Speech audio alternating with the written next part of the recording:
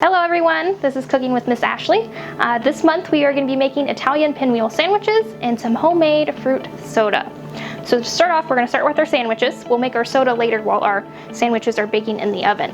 So the first thing we need to do is you should have all your ingredients. If you don't have a list, I will put it up on the library's website so you can get your shopping list ahead of time. We're going to be using pizza crust. I'm going to be using just the Pillsbury rolled dough, but if you have other pizza crust you like, you can use that instead.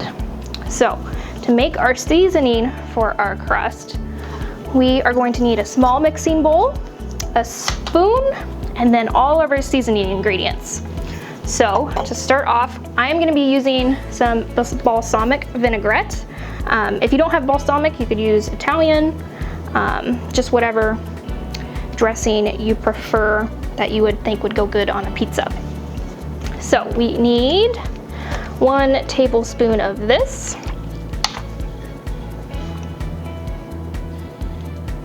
We'll pour that in.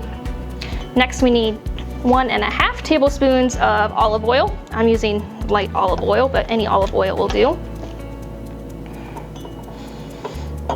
I'm just going to kind of eyeball this. It doesn't necessarily matter if you get exact ingredients, since this is just the seasoning.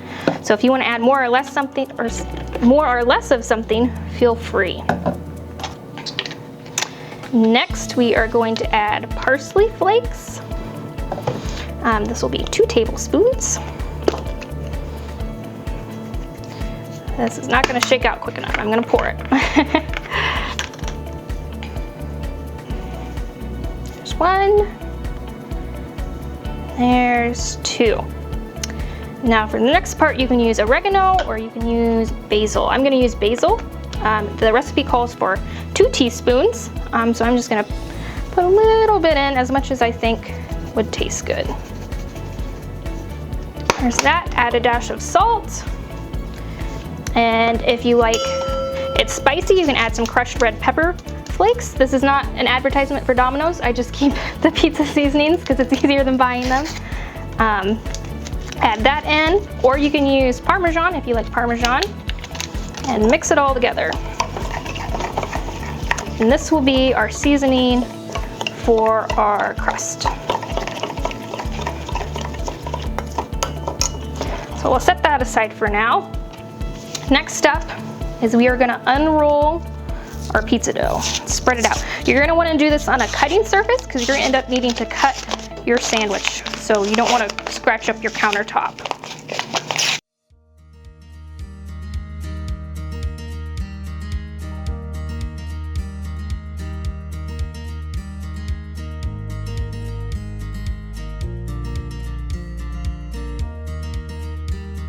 All right, now that that is done, we can add our meat and cheese. Now, if you're vegetarian, you can always add roasted vegetables, and you can always sub out the cheese and the meat I use for something that you would like. So I'm going to be using some mozzarella cheese, and as much as little as you like. If you want to add a couple different cheeses, feel free.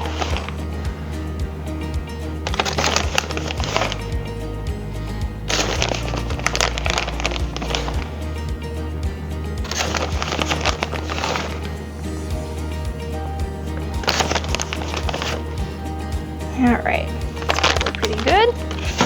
The meat I chose to use is pastrami and ham.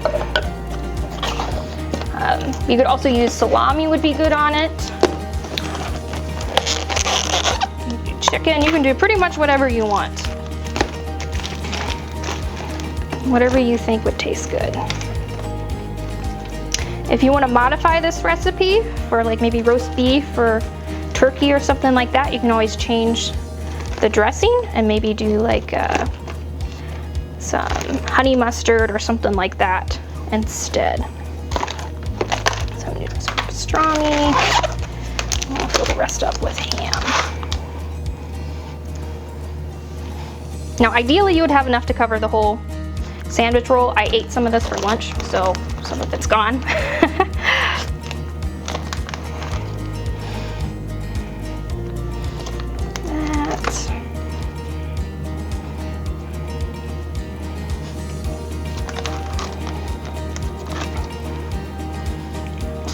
I'm just gonna use the rest of this because there's not very much left. All right, now this is the tricky part. This is the part where you have to roll it up. So you're gonna take the long part and roll it in. It might help to turn your cutting board. And this part's gonna get a little messy.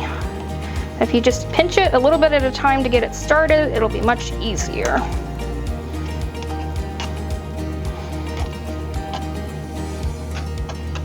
Just keep rolling it.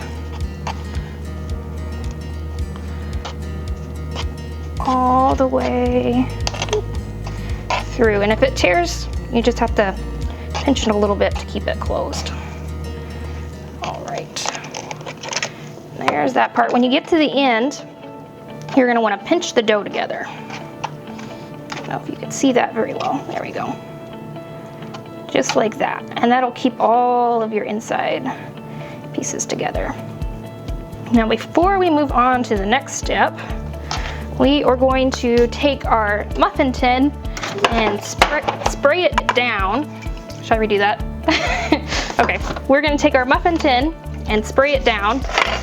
I'm using Pam, but if you want to use butter or some other cooking grease, you can use that as well. So I'm just gonna spray it, so this will keep our sandwiches from sticking. All right. Now we're gonna cut our sandwiches. So you're gonna cut them about 1/2 of an inch. So just right down the middle. And then it's gonna be hard to pick them up. So you're gonna wanna kind of pinch both sides and scoop it up from the bottom so you can hold it and it doesn't fall apart. And then just plop it in one of your tin pieces. So we'll do that for the others.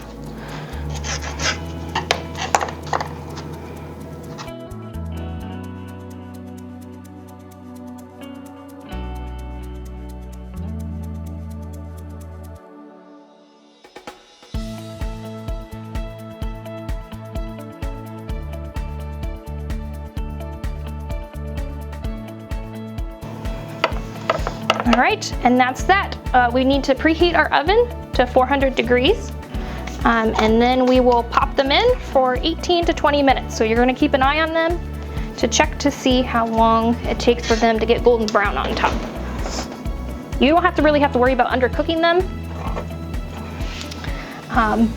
except for the fact that the dough won't be cooked all the way since the meat is processed.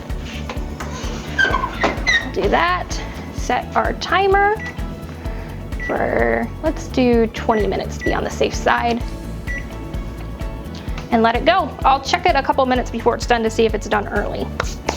All right, while our sandwiches are cooking, we're gonna move on to our drink to go with our sandwich.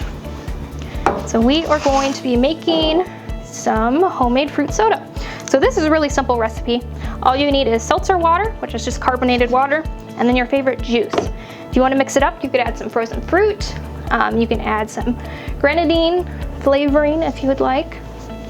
So I chose mixed berry because I like all kinds of berries. You want to hope your seltzer water doesn't spew out all over you. There we go.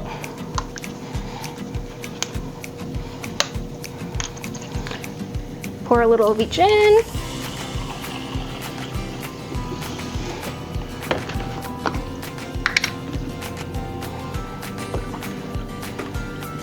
And mix it up. If you want to get really fancy, you can look up recipes how to make fruit syrup online and use that instead of fruit juice, but that gets a little bit more time consuming. So juice is a quick solution to making your own soda. And there you have it. There's your soda. It's really good. I might add a little more fruit though.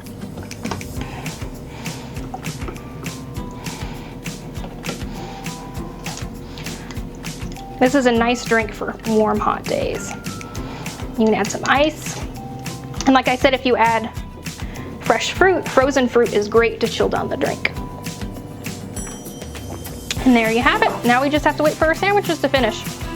when our sandwiches are almost done, we want to make sure we either have a hot pad down to protect our countertop, or we're going to be setting it on top of our stove, whichever works best for you and your kitchen space. Let's see here. It looks like our timer is about done, so I'm going to take them out a little early because it looks like they are pretty well cooked. So, and there we have them. You can see the ones at the ends kind of puffed up a bit more because they had more pastry in them. If you want, when you eat them, you can sprinkle some more red pepper on top or Parmesan, however you like it. We'll let them cool and then we'll be able to eat them.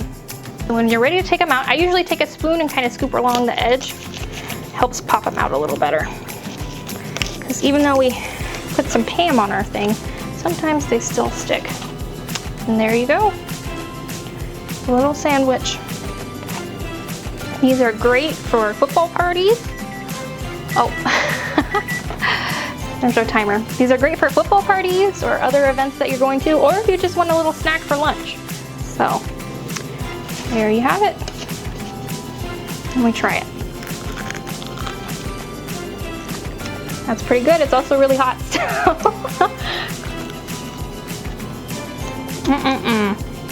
That's pretty good. For those of you who like ranch, it's good dipped in ranch too. And that was Cooking with Miss Ashley. Stay tuned for next month when we make something new.